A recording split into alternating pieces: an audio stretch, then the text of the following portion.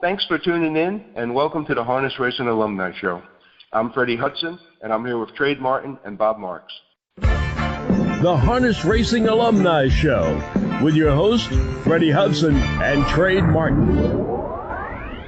This week's Alumni Show is brought to you by Bill Houghton, insuring standardbreds and farms for over 40 years. 954-655-5547. That's the number you call for all equine insurance. Bill knows the ins and outs of equine insurance.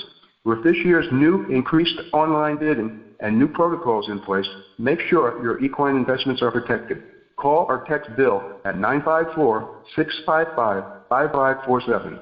That's 954-655-5547. Call Bill now. If you're buying or selling your home, Joe Rico is your go-to guy. Joe has been representing buyers and sellers on Long Island for 30 years. He is an expert in all types of sales. Don't settle for average. Call or text Joe Rico today at 516-524-4870. That's Joe Rico at 516-524-4870. On this week's show, our guest is Hall of Fame driver John Campbell, who is one of the greatest, if not greatest, harness drivers of all time. He is currently the president of the Hambletonian Society and a great ambassador of our sport. John, welcome on our show. Thanks, Fred. Thanks for having me. Our pleasure. John, our sport is currently divided on the Horse Racing Integrity and Safety Act. The Hambletonian Society took a stand in support of the HISA. Can you tell us why? Well, it's pretty clear in our statement from last summer that, we don't believe this current system of oversight and regulation is working as well as it should.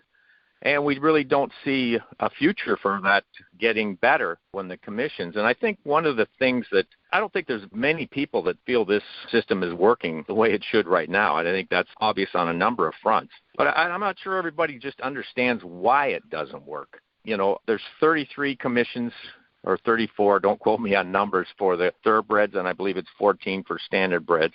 And there is an organization that the commissions have. It's called American Racing Commission International. That's their own organization. And they actually do a really good job, ARCI. They're well structured, and when they put what they term the model rules in, they're well vetted, and it goes to committees. There's a standardbred committee at ARCI as well.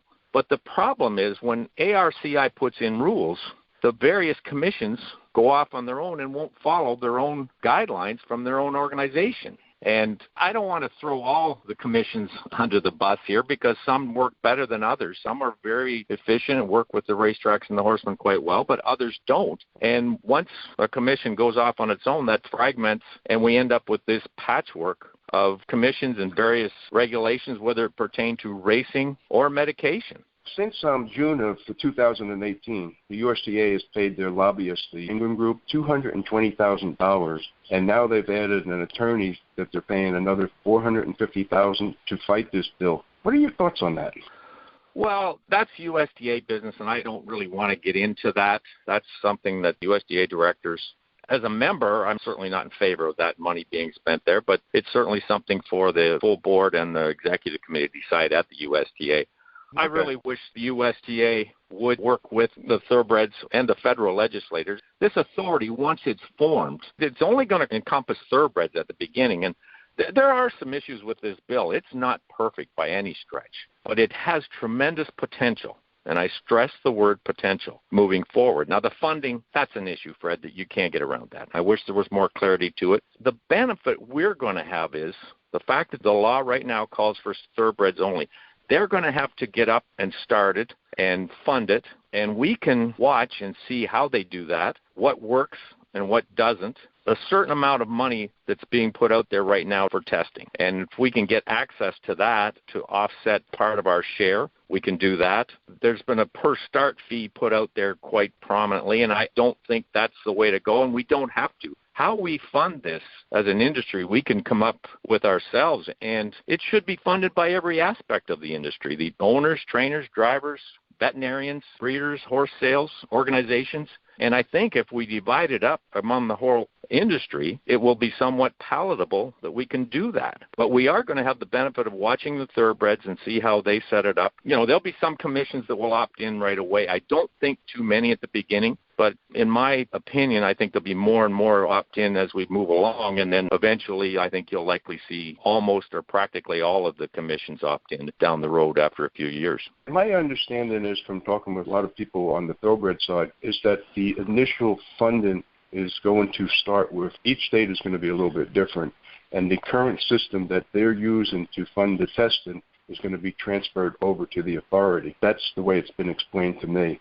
And then there's going to be some other things that are probably going to be costing more because they're going to have more of the investigation added to it, and they're going to have higher enforcement on it, and they're going to basically require the labs to come up to standards, which I think will be on the labs' parts.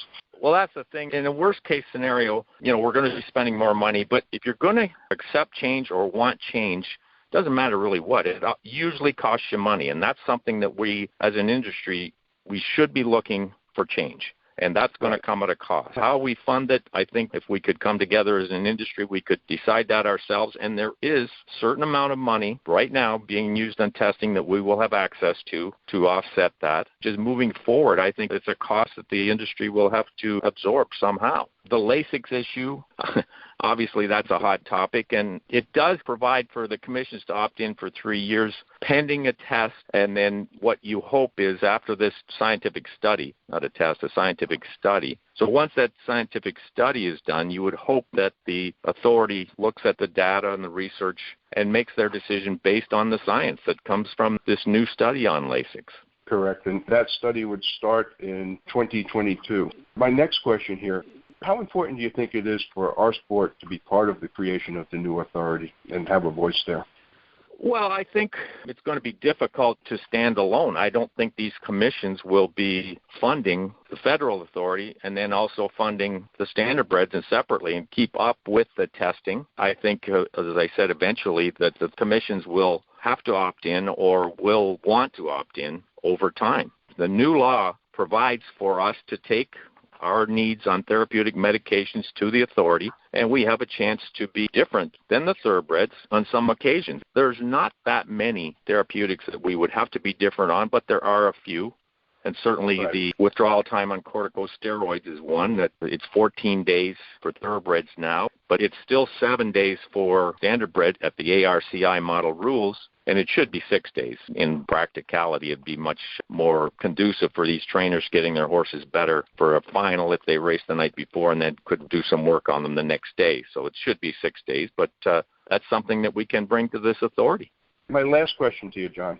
Would you be willing to be part of an extended harness racing team to negotiate with the thoroughbreds and the legislators so that we can have a voice on this legislation? Yeah, I'd definitely be willing to listen and look at any structure that we come up with to try and make this work and be better for our industry. I'm very pessimistic on seeing the current system improved upon by too much. I just think there's a culture there with these commissions, and the fact that they won't go along with their own organization, and you have outlier commissions with different rules on medication and racing rules. As I said, I take a very dim view of whether that can be improved upon to the point where it would help the industry that much. Hopefully we can make a difference. John, thank you so much for being on the show. Thanks for having me, Fred, and hopefully we can get something that works for all of horse racing moving forward. Absolutely. That's a wrap. I hope you enjoyed the show, and don't forget to tune in next week. The Harness Racing Alumni Show